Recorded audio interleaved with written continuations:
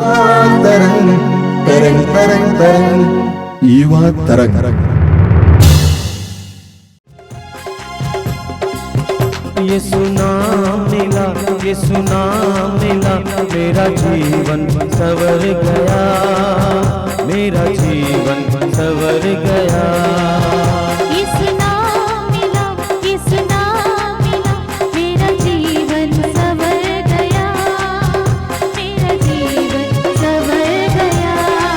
ओ ये सुना मिला, ये सुना मिला, मेरा जीवन संवर गया, मेरा जीवन संवर गया। ये सुना मिला, ये सुना मिला, मेरा जीवन संवर गया, मेरा जीवन संवर गया।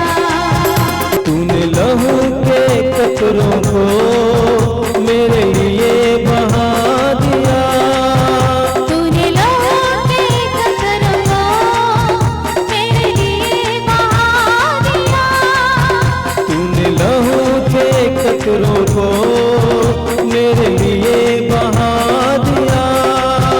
तूने लहू के कतरों को मेरे लिए बहा दिया। तूने जान बदल देकर यीशु मुझको बचा लिया, तूने जान बदल देकर यीशु मुझको बचा लिया, तूने जान बदल देकर यीशु मुझको बचा लिया।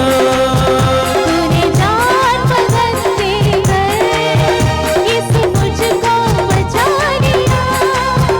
तेरे लहू से, तेरे लहू से, यीशु के लहू से, मसीह के लहू से मेरा जीवन संवर गया, ओ मेरा जीवन संवर गया। ये सुना मिला, ये सुना मिला, मेरा जीवन संवर गया, मेरा जीवन संवर गया। ये सुना मिला, ये सुना मिला, मेरा जीवन संवर गया, मेरा जीवन संवर गया। सबको जय यीशु। मेरे प्रिय भाई और बहनों, मैं प्रभु को धन्यवाद देता हूं कि आप युवा तरंग से जुड़े हुए हैं। जुड़े रहिए, आगे भी प्रवचनों को सुनिए, गीत सुनिए और जो कार्यक्रम दिया जाता है उसके द्वारा प्रेरणा प्राप्त कीजिए। जैसा कि आप सभी जानते हैं कि हमारा आध्यात्मिक जीवन आसान नहीं है। हमारा झुकाव संसार की ओर है। संसार हमें अपनी ओर खींचता है और आप संसार में रहते हैं। युवा होने के नाते आपको संसार में आज स्ट्रगल करना पड़ता है। ऐसी परिस्थितियों में प्रभु का पवित्र वचन हमें प्रकाश देता है, हमारे पथ को आलोकित करता है, जैसा कि स्तोत्रकार कहता है। मैं आपसे अनुरोध करूंगा कि वचन सुनिए, प्रभु आपको आशीष देंगे। आज फादर सुनील आपको वचन सुनाएंगे। वचन सुनिए, ग्रहण कीजिए, अपने जीवन में उतारिए। प्रिय युवा साथियों, सबको जय यीशु। आइए आज हम इस विषय पर मनन चिंतन करेंगे कि यदि हमें जीवन में आगे बढ़ना है तो हमें क्या करना चाहिए। आज इसी बिंदु पर हम मनन चिंतन करेंगे। प्रिय युवा साथियों, अक्सर आगे बढ़ने के लिए हम मेहनत करते हैं, परिश्रम करते हैं, साथ ही साथ पढ़ाई भी करते हैं, खून पसीना एक भी कर लेते हैं। लेकिन हकीकत में यदि जाना जाए कि जीवन में आगे बढ़ना है तो हमें क्या करना चाहिए, मैं समझ सकता हूँ कई सारे बिंदु हो सकते हैं जिनके ऊपर मनन चिंतन करते हुए हम अपने जीवन को सफल बना सकते हैं। उनमें से मुख्य रूप से मैं 3 बिंदुओं पर आपके सामने रखना चाहता हूँ। सबसे पहला बिंदु यह है, जीवन में आगे बढ़ने के लिए हमारी नज़रों को परमेश्वर में और यीशु में लगाने की आवश्यकता है। जब हम अपनी दृष्टि को परमेश्वर पर लगाते हैं, परमेश्वर की ओर उठाते हैं, परमेश्वर की दृष्टि हमारे ऊपर पड़ती है। सुंदर उदाहरण हम पढ़ते हैं लूकस के सुसमाचार अध्याय 19 में वाक्य 1 से आगे। वहाँ पे जक्कैयुस के बारे में पढ़ते हैं। जक्कैयुस पेड़ पर चढ़ते हैं और निरंतर यीशु की ओर अपनी दृष्टि को लगाते हैं। और यीशु जब करीब आ जाते हैं, नज़दीक आ जाते हैं, अब यीशु भी अपनी दृष्टि को जक्कैयुस में करते हैं। दोनों की दृष्टि मिल जाती है और एक तरह से यीशु की आशीष उनको प्राप्त होती है। और यीशु कहते हैं नीचे उतर आओ। वे नीचे उतर आते हैं और जक्कैयुस और यीशु घर में प्रवेश करते हैं और उनका जीवन बदल जाता है। क्यों? क्योंकि उनकी दृष्टि यीशु में लगी। ठीक इसी प्रकार जब हम अपनी दृष्टि को परमेश्वर में उठाते हैं, परमेश्वर में करते हैं, परमेश्वर की दृष्टि हमारे ऊपर पड़ती है। और इस बात को सही मायने में स्तोत्रकार समझते हैं। और इसलिए हम पढ़ते हैं स्तोत्र ग्रंथ अध्याय 121 वाक्य 1 में पढ़ेंगे। वहाँ पे स्तोत्रकार कहते हैं, मैं अपनी आँखों को पर्वतों की ओर लगाता हूँ, क्या वहाँ से मुझे सहायता मिलेगी?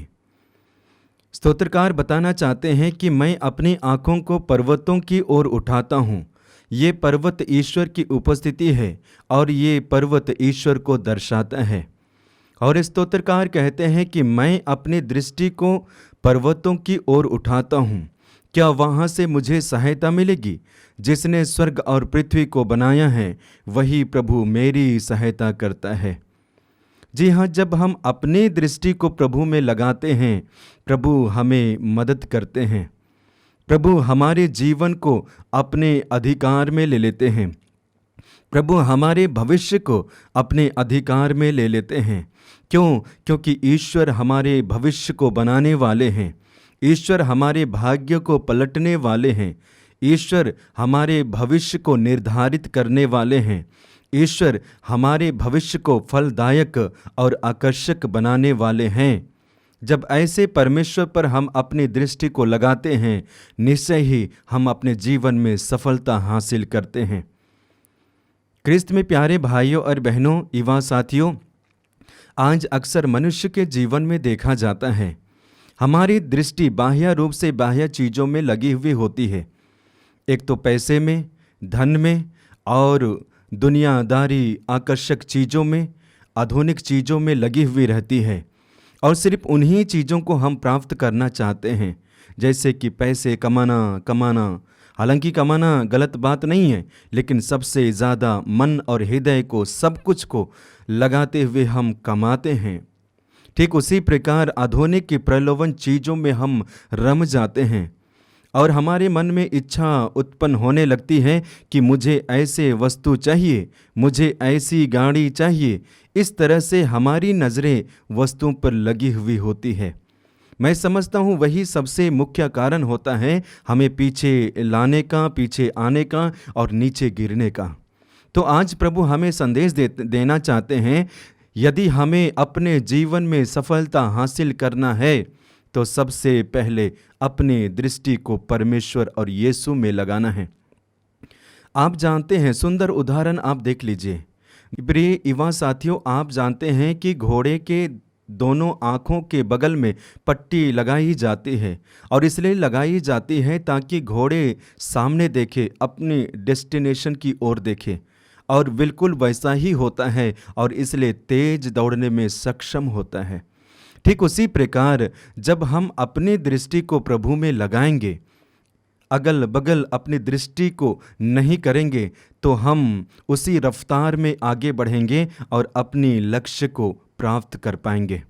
तो सबसे पहले कारण हमारी दृष्टि को प्रभु में लगाना है। बाइबल में हम कई सुंदर घटनाएं पढ़ते हैं जहाँ पे लोगों ने अपनी दृष्टि को प्रभु में लगाए और वे सफल बने। 12 वर्ष से उस महिला के बारे में पढ़ते हैं जो पीड़ित थी। उन्होंने अंतिम पल में अपनी दृष्टि को यीशु में लगाई और इसके बाद उन्होंने कहा कि मैं यीशु के पास जाऊंगी, उनके कपड़े के पल्लू को छू लूँगी, मैं बिल्कुल ठीक हो जाऊंगी। और ऐसा ही होता है। सबसे पहले विश्वास और उसके बाद में उनकी दृष्टि यीशु में गई। तो ये हमारे लिए एक सुंदर उदाहरण है कि अपनी दृष्टि को प्रभु में लगाने का। इसलिए हम वचन में पढ़ते हैं आगे, स्तोत्र ग्रंथ अध्याय 123 वाक्य 2 में पढ़ेंगे, स्तोत्रकार बताना चाहते हैं जिस तरह दासी की आंखें स्वामिनी के हाथ पर टिकी रहती है, उसी तरह जब तक प्रभु ईश्वर दया न करें हमारी आंखें उस पर लगी रहेंगी। ये एक गहरा विश्वास है, ये पक्का विश्वास और भरोसा है। हमारी दृष्टि प्रभु पर, हमारी दृष्टि यीशु पर। आज हमारे जीवन में भी ऐसा ही होना चाहिए।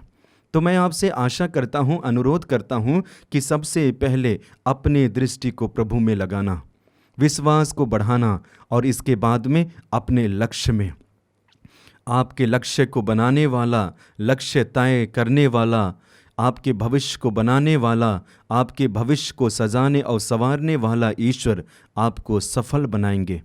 आगे हम वचन में पढ़ेंगे, कोलोसियों के नाम संत पौलुस का पत्र अध्याय 3 वाक्य 2 में पढ़ते हैं, आप पृथ्वी पर की नहीं ऊपर की चीज़ों की चिंता करें।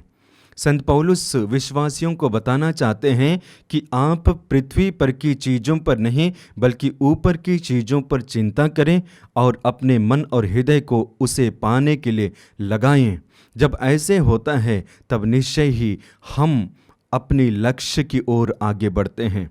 आगे वचन में पढ़ते हैं, सुक्ति ग्रंथ अध्याय 4 वाक्य 25 में पढ़ेंगे, तुम्हारी आंखें सीधे सामने की ओर देखा करें, तुम्हारी दृष्टि ठीक आगे की ओर टिकी रहे।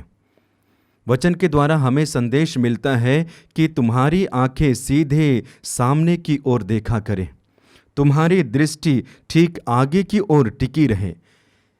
आज हमारे जीवन में जब हम देखते हैं कि हमारी दृष्टि फिक्स नहीं होती है, कई सारे चीज़ों में फिक्स होती है और इसलिए हम सफलता हासिल नहीं कर पाते हैं, एक एरिया में मजबूत नहीं हो पाते हैं क्योंकि हमारी दृष्टि बट गई है। तो उन सारी चीज़ों को रोकने के लिए हमें अपनी दृष्टि को यीशु में और ईश्वर में लगाना है। जब ऐसे करेंगे तो अपने जीवन में सफलता हासिल करेंगे, क्योंकि जब हम ऐसे करते हैं ईश्वर को और यीशु को अपने जीवन का एक मुख्य व्यक्ति मानते हैं और प्रथम स्थान देते हैं। प्रिय युवा साथियों, आगे वचन में हम पढ़ते हैं, सुक्ति ग्रंथ अध्याय 4 वाक्य 26 में पढ़ेंगे। वचन इस प्रकार है, जिस पथ पर चलते हो उसे ध्यान से देखो, तुम्हारे सभी मार्ग निरापद हो। वचन बताता है कि जिस मार्ग पर आप चलते हैं उसे ध्यान से देखना है, आगे बढ़ना है, देखते हुए आगे जाना है, लक्ष्य को निर्धारित करते हुए आगे जाना है। किसी भी एरिया में यदि आप पढ़ाई करते हैं, नौकरी करते हैं, कार्य करते हैं या कार्य करने की क्षमता रखते हैं या महापुरुष बनना चाहते हैं, दृष्टि प्रभु पर लगी होनी चाहिए। आइए आज के दूसरे बिंदु पर मनन चिंतन करते हैं और वह यह है, हमें निरंतर प्रभु की उपस्थिति में रहना है। दूसरा बिंदु, हमें निरंतर प्रभु की उपस्थिति में रहना है। प्रिय युवा साथियों, जब हम प्रभु की उपस्थिति में रहते हैं तो हमारे जीवन में कई बड़े बड़े कार्य होते हैं। हम अपनी योजना को समझ पाते हैं जो ईश्वर के द्वारा निर्धारित और दिया गया है। दूसरी बात, हम प्रभु की वाणी को सुन पाते हैं, प्रभु की बातों को समझ पाते हैं जब हम प्रभु की सानिध्य और प्रभु की उपस्थिति में रहते हैं। आज इंसान के जीवन में देखा जाए, मनुष्य के जीवन में देखा जाए और हमारे जीवन में भी देखा जाए तो हम अक्सर पाते हैं कि प्रभु की उपस्थिति में हम रह नहीं पाते हैं। कुछ समय के लिए रहते जरूर हैं, लेकिन सबसे ज़्यादा समय प्रभु की अनुपस्थिति में बिताते हैं और वही हमारे लिए एक पीछे आने का कारण बन जाता है, नीचे गिरने का कारण बन जाता है। बाइबल में हम पढ़ते हैं कि कई सारे लोग प्रभु की उपस्थिति में प्रवेश किए और उन्होंने ईश्वर की योजना उनके लिए क्या है उसे पता चला और वे जान गए। सुंदर उदाहरण हम पाते हैं, सामुएल के पहले पत्र अध्याय 3 वाक्य 1 से आगे पढ़ेंगे। वहाँ पे सामुएल के बारे में पढ़ते हैं, विशेष करके 3:3 में पढ़ेंगे तो सामुएल प्रभु की उपस्थिति में रहते हैं, मंजूसा के सामने में सोते हैं और ये मंजूसा प्रभु की उपस्थिति है, प्रभु का सानिध्य है। और जब सामुएल उस स्थान में प्रवेश करते हैं, सोते हैं, तब प्रभु की वाणी उनको सुनाई पड़ती है। प्रभु कहते हैं, सामुएल सामुएल।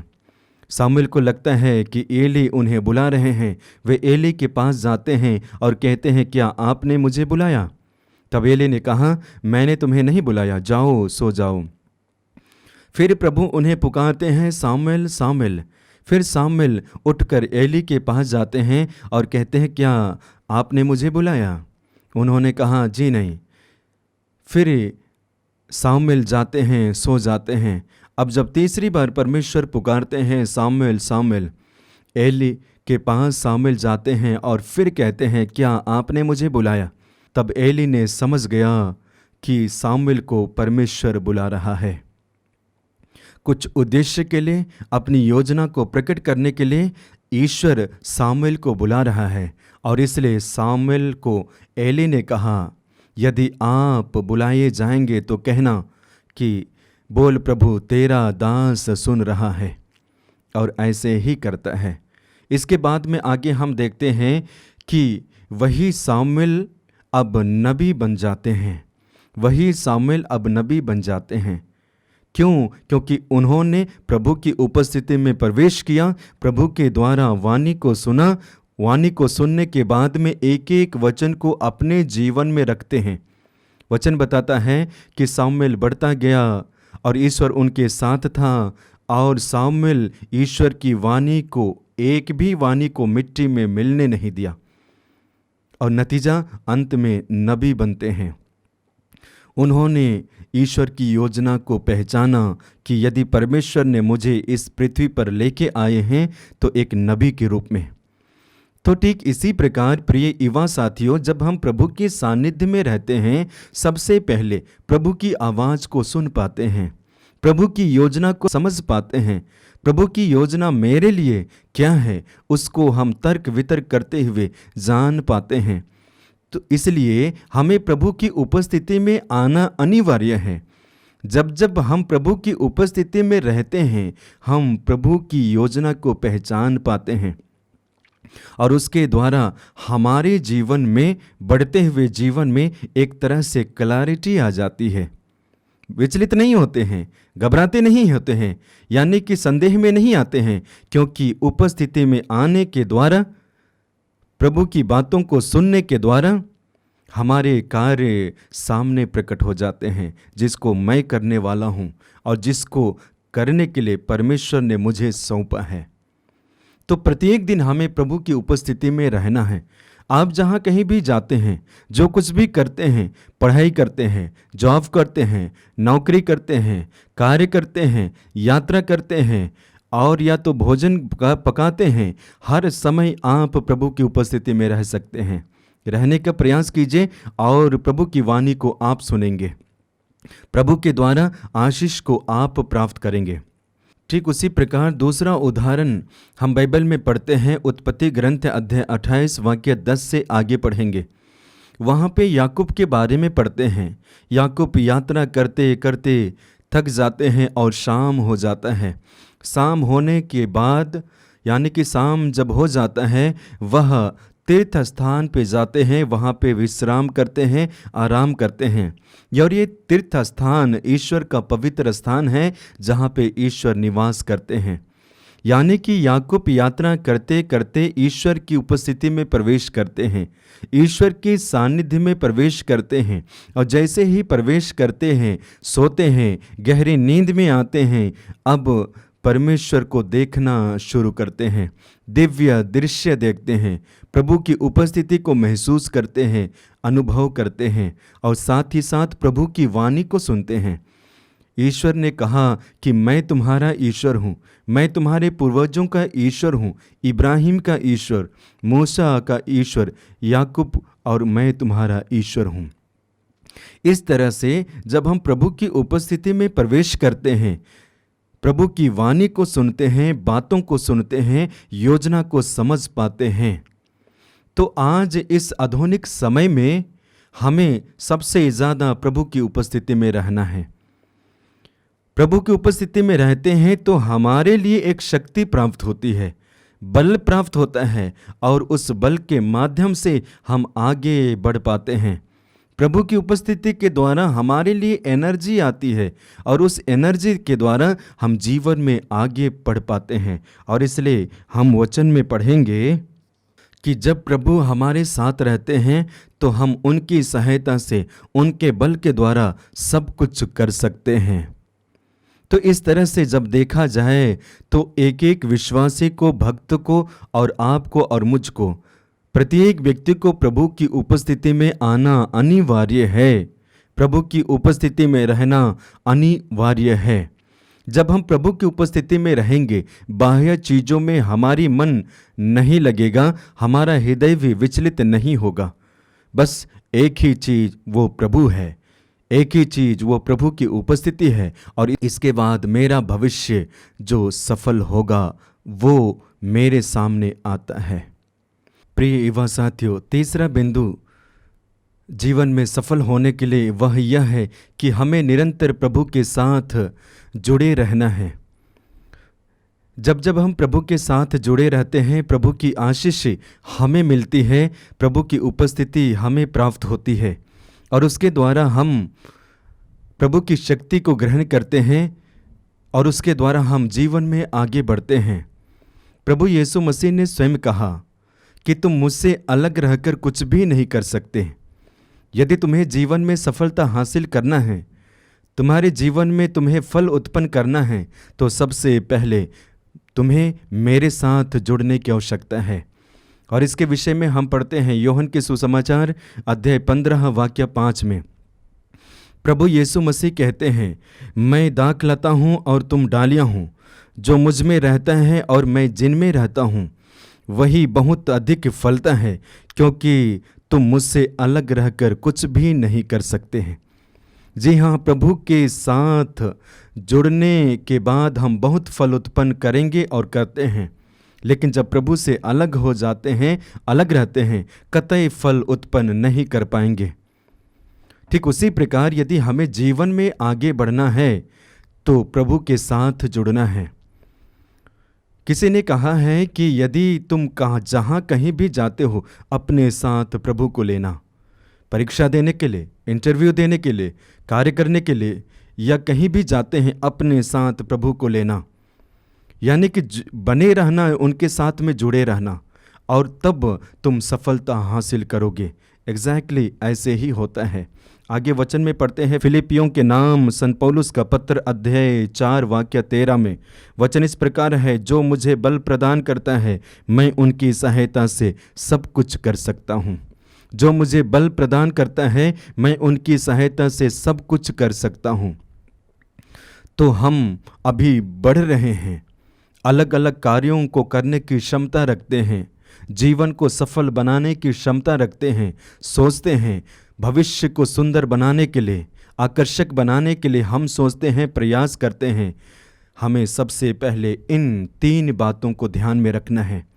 सबसे पहले हमारी नज़रों को परमेश्वर में लगाना है, दूसरा प्रभु की उपस्थिति में आना है, और तीसरा प्रभु के साथ हमेशा जुड़े रहना है।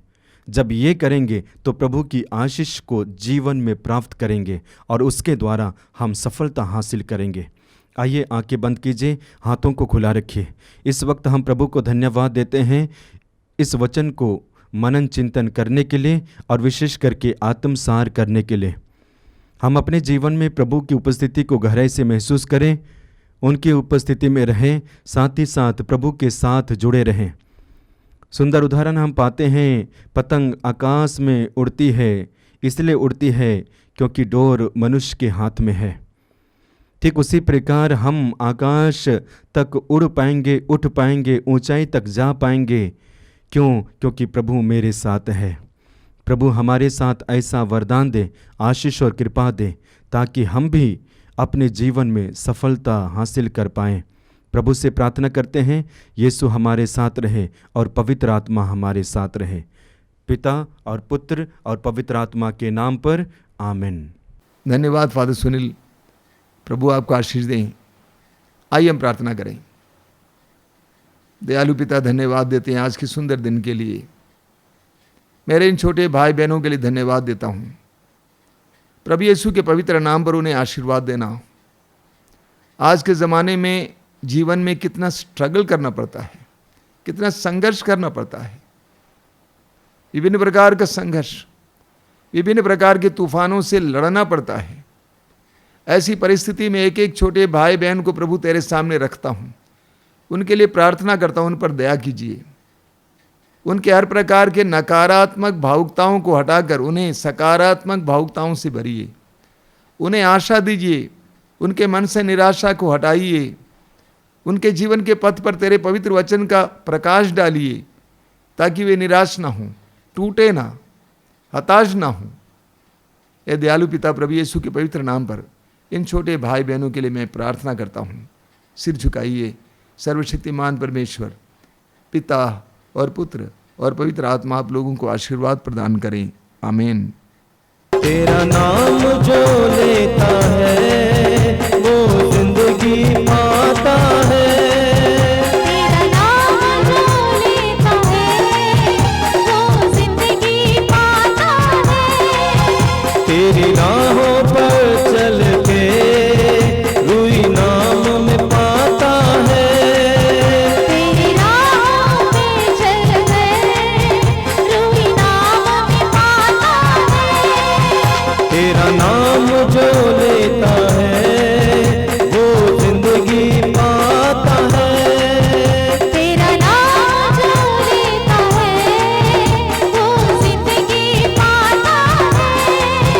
तेरी राहों पर चल कर रूई नाम में पाता है। तेरी राहों पे चल कर रूही नाम में पाता है। तेरे रूह से, तेरे रूह से, खुदा के रूह से, तेरे रूह से मेरा जीवन संवर गया। मेरा जीवन संवर गया। यीशु नाम मिला, यीशु नाम मिला, यीशु नाम मिला। मेरा जीवन संवर गया।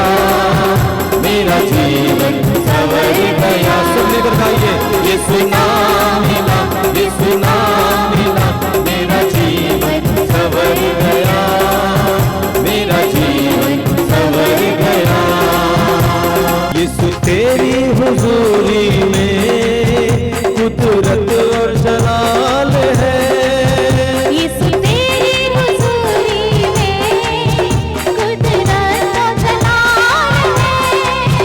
यीशु तेरे ही हाथों में मुझ जात कमाल है।